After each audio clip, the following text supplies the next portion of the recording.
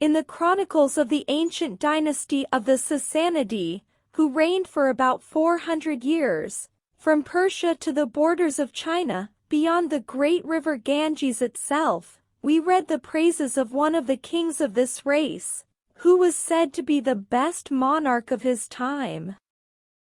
His subjects loved him, and his neighbors feared him, and when he died he left his kingdom in a more prosperous and powerful condition than any king had done before him. The two sons who survived him loved each other tenderly, and it was a real grief to the elder, Shariar, that the laws of the empire forbade him to share his dominions with his brother Scotsman. Indeed, after 10 years, during which this state of things had not ceased to trouble him, Shariar cut off the country of Great Tartary from the Persian Empire and made his brother king. Now the Sultan Shariar had a wife whom he loved more than all the world, and his greatest happiness was to surround her with splendor, and to give her the finest dresses and the most beautiful jewels. It was therefore with the deepest shame and sorrow that he accidentally discovered, after several years, that she had deceived him completely, and her whole conduct turned out to have been so bad that he felt himself obliged to carry out the law of the land, and order the Grand Vizier to put her to death.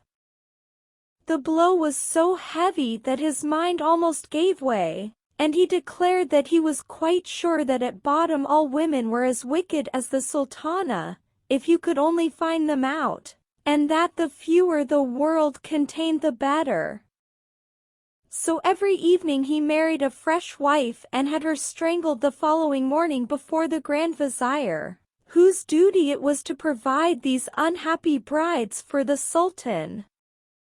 The poor man fulfilled his task with reluctance, but there was no escape, and every day saw a girl married and a wife dead.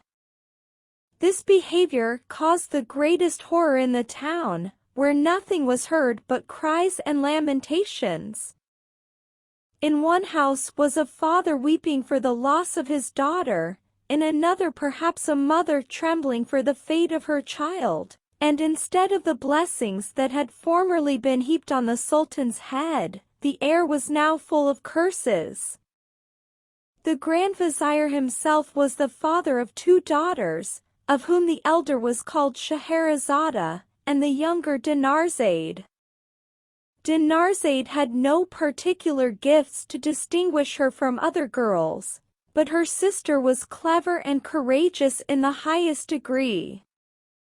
Her father had given her the best masters in philosophy, medicine, history, and the fine arts, and besides all this, her beauty excelled that of any girl in the kingdom of Persia.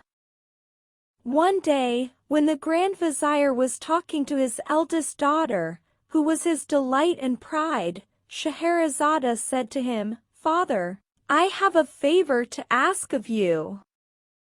Will you grant it to me?" "I can refuse you nothing," replied he, "that is just and reasonable." "Then listen," said Scheherazade. "I am determined to stop this barbarous practice of the sultans, and to deliver the girls and mothers from the awful fate that hangs over them." "It would be an excellent thing to do," returned the Grand Vizier, "but how do you propose to accomplish it?" "My father," answered Scheherazade, "it is you who have to provide the Sultan daily with a fresh wife, and I implore you, by all the affection you bear me, to allow the honor to fall upon me." "Have you lost your senses?" cried the Grand Vizier, starting back in horror. "What has put such a thing into your head? You ought to know by this time what it means to be the Sultan's bride." "Yes, my father, I know it well," replied she, "and I am not afraid to think of it. If I fail, my death will be a glorious one, and if I succeed I shall have done a great service to my country." "It is of no use," said the Grand Vizier, I shall never consent. If the Sultan was to order me to plunge a dagger in your heart, I should have to obey. What a task for a father! Ah. If you do not fear death, fear at any hour.